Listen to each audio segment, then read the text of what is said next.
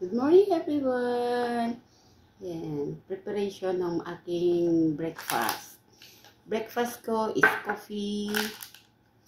Yan, once a share of coffee or pwede rin half kasi 21 grams. Yan, spirulina, pwede rin isang sachet or pwede rin half. Depende po sa gagawin nyo. Tapos, sinalo ko siya sa RG, Rage Gano,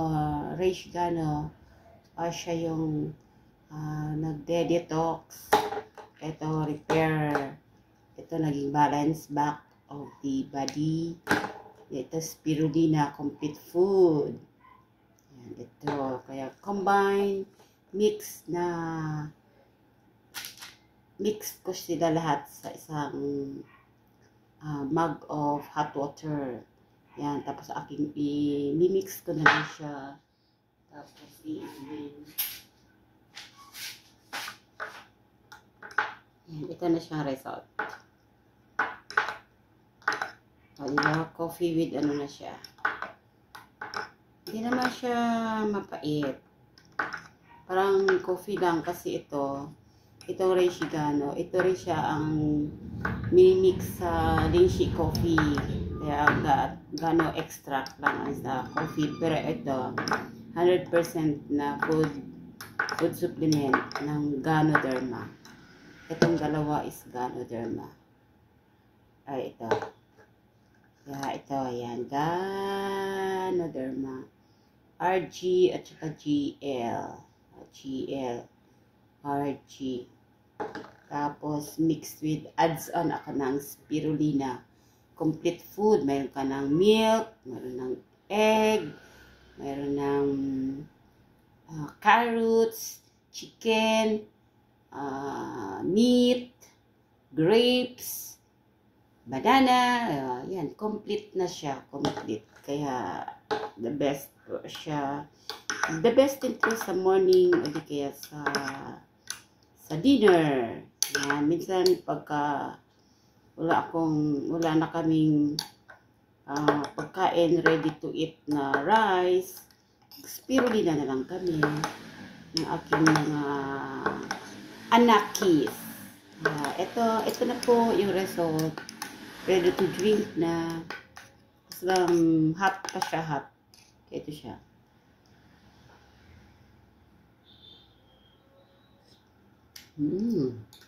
Yummy, the best. Masarap, subukan nyo, try nyo. Hindi siya mapait. Katamtaman lang.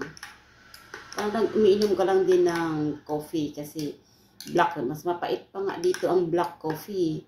Actually, mayroon din black coffee yung DXN na may Ganoderma din siya, na may Ganoderma extract. The best yun sa mga matataas na yung mga diabetic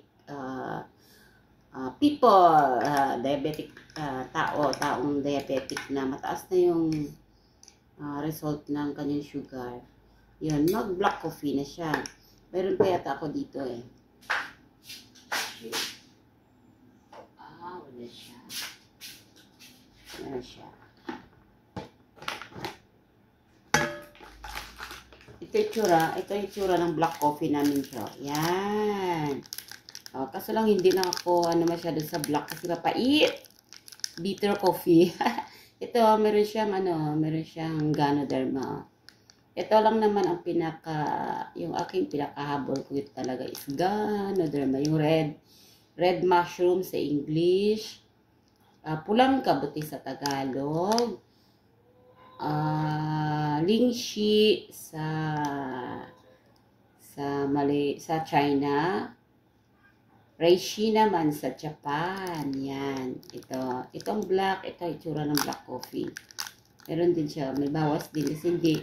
Ang timpla nito pwede 3, pwede 4. Kaya sabi ng iba mahal. Pero pagka na-practice yung kainom, naku, ang balik naman sa katawan is sulit naman. Kaya ito na, hindi na masyado mainit yung aking coffee na may mix na cereal, with my FS. Ano ibig sabihin ng FS? My food supplement.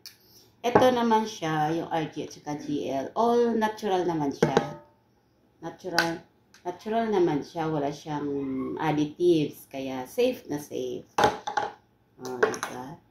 Nung panahon ng mga hindi, iba tinatago ng mga emperor ito nung kapanahunan nila, emperor at saka empress.